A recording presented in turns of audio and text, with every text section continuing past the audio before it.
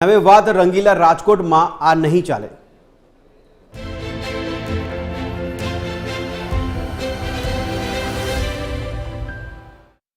તો રાજકોટના જિલ્લા પંચાયત ચોકમાં સ્માર્ટ બસ સ્ટોપ પર નોનવેજ ફૂડ વેચાણની જાહેરાત કરવામાં આવી હતી।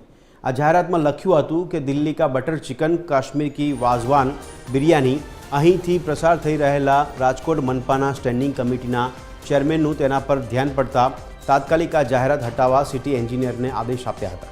સ્ટેન્ડિંગ ચેરમેને નોનવેજ ફૂડની જાહેરાતો દૂર કરવાનો આદેશ આપતા અડધો કલાકમાં જ જાહેરાતો દૂર કરી દેવામાં આવી હતી। આ સાથે તમામ એડ એજન્સીને આ પ્રકારની કોઈપણ જાહેરાતો નહીં કરવા આદેશ આપવામાં આવ્યા છે। જો કોઈ એજન્સી આ નિયમનો ભંગ કરે તો તેની સામે કડક પગલાં લેવાની ચેતવણી પણ સ્ટેન્ડિંગ ચેરમેને આપી છે।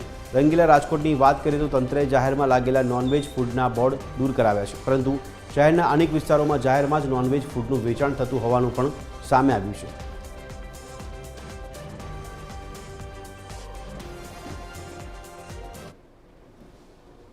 રાજકોટ મહાનગરપાલિકાનું સ્માર્ટ સિટીનું એક બસ સ્ટોપ છે। ત્યાં મેં એક જાહેરાત જોઈ જેમાં ચિકનની અને મટનની અને બિરયાનીની જાહેરાત હતી। રાજકોટ છે એ એક સુંદર નગરી છે, ક્લીન રાજકોટ, ગ્રીન રાજકોટ। જ્યારે રાજકોટના શહેરીજનો, રંગીલા રાજકોટના શહેરીજનો માટે ભારતીય જનતા પાર્ટીના શાસકોની અમારી હંમેશા નેમ રહી છે કે આ પ્રકારની કોઈ પણ જાહેરાતો, ચાહે આ પ્રકારનું કોઈ પણ કૃત્ય કોઈ પણ એડ એજન્સી કરતી હોય તેને ચોક્કસથી રિમૂવ કરવામાં આવશે। આજે મારા ધ્યાનમાં આવ્યું છે, મેં અધિકારીઓને સૂચના આપી છે।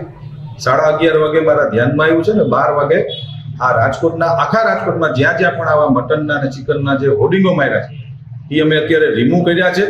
અને એજન્સી જે તે એજન્સી હશે, આઈ ડોન્ટ નો, મને ખબર નથી કોણ એજન્સી છે, પણ એ એજન્સીને પણ અમે લોકોએ અત્યારે નોટિસ આપીએ છીએ અને ભવિષ્યમાં કોઈ પણ વ્યક્તિ, કોઈ પણ એજન્સી રાજકોટ શહેરની અંદર આ પ્રકારના હોર્ડિંગ નહીં જ મારવા દઈએ અમે।